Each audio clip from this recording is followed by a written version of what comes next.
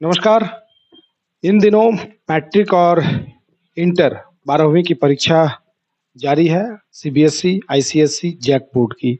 और इसी के तहत न्यूज़ लाइन ने एक खास कार्यक्रम तैयार किया है, परीक्षा पर चर्चा। लगातार हम विभिन्न कोचिंग सेंटर्स में जो विभिन्न विषयों के शिक्षक हैं, उनसे बच्चों के लिए टिप्स ले रहे हैं कि बच्चे किस प्रकार से तैयारी करें।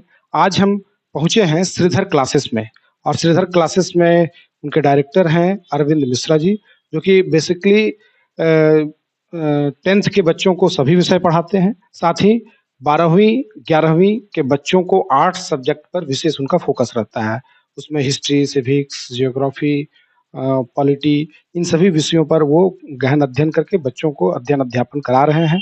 और किस किस प्रकार बच्चे कम समय में, अब लास्ट समय में कैसे तैयारी करें, क्योंकि जो बच्चे साल भर पढ़ते हैं और जो बच्चे परीक्षा के दौरान पढ़ते हैं कुछ महीने, 1-2 महीने में लास्ट टाइम में, तो उनका रिज़ल्ट कहीं न कहीं साल भर पढ़ने वाले बच्चों से बेहतर होता है। तो ऐसे में बेहतर होने का कारण सिर्फ़ ये है क्योंकि उनकी स्ट्रैटेजी कुछ अलग होती है और काफ़ी अच्छे ढंग से वो तैयारी करते हैं। उन कुछ टिप्स पर चुनिंदा चीज़ों को पढ़ते हैं, पूरे टॉपिक को पढ़ना ज़रूरी नहीं है। जो किस प्रकार से हम अधिक से अधिक अंक अर्जित कर सकें, उस पर फ़ोकस करना है। अरविंद मिश्रा जी से अनुरोध होगा कि आप फ़ोकस करें बच्चों को, किस प्रकार से वे तैयारी करें और लास्ट समय में कैसे ध्यान दें? सबसे पहले न्यूजीलैंड की पूरी टीम को मेरे तरफ से बहुत-बहुत धन्यवाद और जैक बोर्ड मैट्रिक की परीक्षा और 12th की परीक्षा में शामिल होने वाले सभी छात्रों को बहुत-बहुत शुभकामनाएँ। चूँकि परीक्षा शुरू हो चुकी है, 12th का भी 2 पेपर कंप्लीट हो चुका है, आर्ट्स का, साइंस का भी पेपर कंप्लीट हो चुका है। तो आगे जो आने वाला पेपर है, तो मैं बच्चों को बस यही कहना चाहूँगा कि अभी तक आप लोगों ने जो पढ़ाई की, सालों भर जो पढ़ाई की, उसका जो बेसिक तत्व जो है, बेसिक फैक्ट जो है, वो आप शॉर्ट नोट्स या जो भी आपने नोट्स तैयार किया है, उसको पॉइंट वाइज़ पॉइंट पढ़िए और रिवाइज़ करके एग्ज़ाम देने जाइए और पूरे कॉन्फिडेंस के साथ जाइए। एग्ज़ाम इसके पहले भी मैंने कहा था कि एग्ज़ाम जो है बस एक प्रक्रिया है, फ़ेल होना हमें एक सबक से सिखाता है, हर चीज़ से हमें सीखना चाहिए। मार्क्स कम हो या ज़्यादा हो, वो मायने नहीं रखता, लेकिन अगर हम चाहेंगे, चूँकि कॉम्पिटिशन का टाइम है, तो मार्क्स एक गोल है, तो आप पॉजिटिव माइंड सेटअप करके अगर आप जाएँगे, तो अच्छे मार्क्स को प्राप्त कर सकते हैं। अब जैसे 10th के सब्जेक्ट्स की बात करें, जो विभिन्न विषय हैं, तो किस प्रकार से उन सभी विषयों पर आप बारीकी से थोड़ा-सा बच्चों को फ़ोकस? क्योंकि अभी 10th का मैथ्स का पेपर, साइंस का पेपर कल ही था, जो किसी कारण से कैंसल हो गया, फिर उसका एग्ज़ाम का डेट आएगा। तो सोशल साइंस का पेपर है, कल संस्कृत का पेपर है, हिंदी का भी कैंसल हुआ है। तो जो भी है खैर छात्रों को उस पर ध्यान नहीं देना है, पॉजिटिव माइंड होकर उसको पढ़ना है, अभी समय काफ़ी है। आपने अभी तक साल भर जो भी अध्ययन किया चूँकि पैटर्न जो है वो ऑब्जेक्टिव भी है, एमसीक्यू क्वेश्चन 30 मार्क्स का रहेगा, बाकी 50 मार्क्स का क्वेश्चन जो है सब्जेक्टिव रहेगा। तो आप ऑब्जेक्टिव पे फोकस करिए और एक-एक मार्क्स को कोशिश करिए हम गेन करने, ठीक है? और जितना भी ऑप्शंस रहेगा, हर ऑप्शंस को अच्छे से चेक करिए, वेरीफाई करिए, कौन-सा ऑप्शन सही है, कौन-सा ऑप्शन गलत हो रहा है और कौन-सा सही होगा, क्यों होगा? एक-एक ऑप्शंस को चेक करके उसको अगर हम एमसीक्यू क्वेश्चंस अगर आप सही कर पाते हैं, तो आपका कॉन्फिडेंस लेवल थोड़ा बढ़ता है और बाकी सब्जेक्टिव जो आप पढ़े हैं, थ्रूली उसको कंप्लीट करने की कोशिश करिए। 12th के बच्चे जो कि हिस्ट्री, पॉलिटी, ज्योग्राफी सब्जेक्ट रखे हुए हैं, तो उन बच्चों को किस प्रकार से तैयारी करेंगे और क्या सिलेबस में कैसे है और कैसे उस पर फ़ोकस? चूँकि सिलेबस की बात जब हम करेंगे तो सिलेबस जो है इस बार भी थोड़ा रिड्यूस किया गया है। तो मैं छात्रों से कहना चाहूँगा जो सिलेबस है अकॉर्डिंग टू सिलेबस आपने तैयारी की होगी, अभी भी जो है अकॉर्डिंग टू सिलेबस को पढ़िए। प्रीवियस ईयर का जो भी क्वेश्चन हो, लास्ट 10 इयर्स, लास्ट 8 इयर्स से जो भी क्वेश्चन्स आया है, आप उसको एक बार रिवाइज़ कर लीजिए, ठीक है? और वेरी शॉर्ट क्वेश्चन्स वगैरह जो है वो अगर आप लॉन्ग क्वेश्चन्स कवर करते हैं, लॉन्ग क्वेश्चन्स को अगर आप पूरा पढ़ लेते हैं, अभी तो पूरा चैप्टर्स पढ़ने का टाइम नहीं है और एनसीईआरटी बुक से आपने जो भी नोट्स तैयार किया, अगर आप उसको पढ़ पाते हैं, तो आपसे वेरी शॉर्ट क्वेश्चन और शॉर्ट क्वेश्चन भी उससे आपका कवर हो जाएगा। जैसे कि ज्योग्राफी की बात करें, उसमें कुछ मैप के क्वेश्चंस आते हैं। मैप पर फ़ोकस करेंगे तो कहीं न कहीं 10 नंबर तो हमको श्योरली मिल जाएगा। जैसे पॉलिटी में कुछ क्वेश्चन अनुच्छेद वगैरह पर आते हैं। उसी तरह हिस्ट्री में कुछ क्वेश्चन जो किस वंश का काल कब तक रहा, इस तरह के जो टेक्निक्स हैं या टिप्स हैं, तो उस पर कुछ फ़ोकस?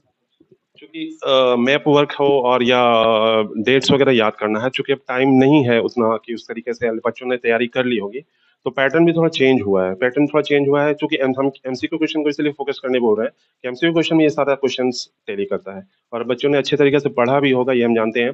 और उसको पढ़ना है और कोशिश करना है कि एक अभी 2 दिन 4 दिन जितना भी समय है एक पेपर पे नोट कर ले सब इंपॉर्टेंट डेट्स वगैरह और उसको रिवाइज करते रहे। जब भी आपको खाली समय मिले घूमते टहलते हुए पॉकेट में रखें, आप उसको एक बार रिवाइज करते रहे।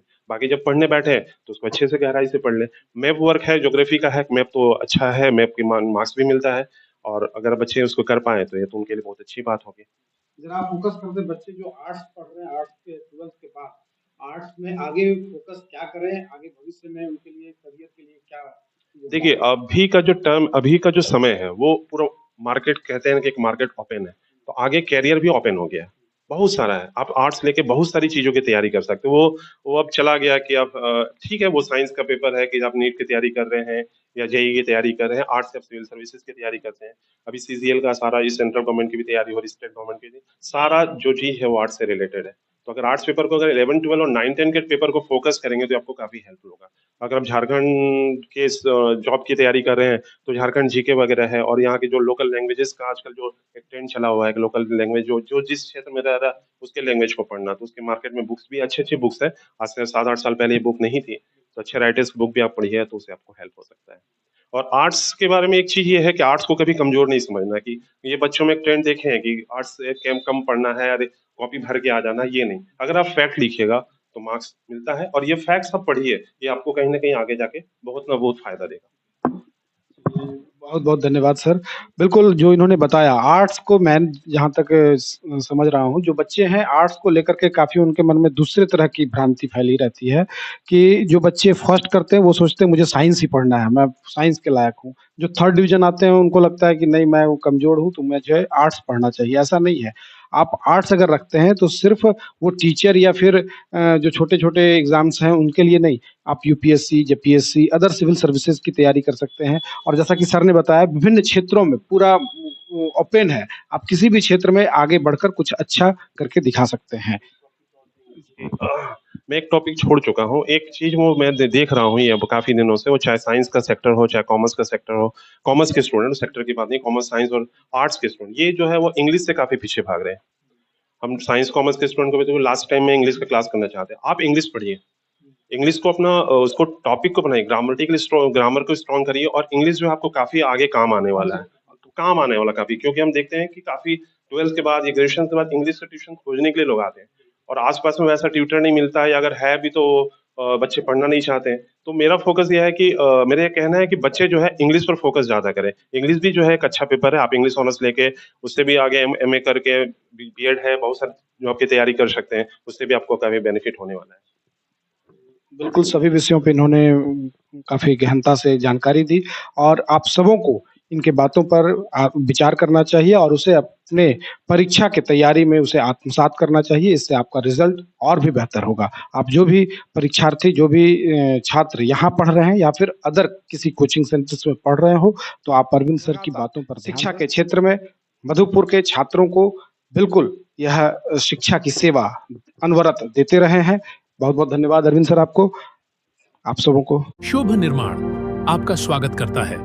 हम लाए हैं tiles, granite, sanitary ware, faucets, vanity set और किचन सिंक के प्रीमियम डिजाइन, सब एक ही छत के नीचे, इंपोर्टेड और प्रीमियम क्वालिटी के साथ। टाइल्स, ग्रेनाइट के एलिगेंट डिजाइन और सैनिटरी वेयर के मॉडर्न ऑप्शंस के साथ हम आपके घर को देते हैं एक नया रूप। शुभ निर्माण मधुपुर में आज ही विजिट करें।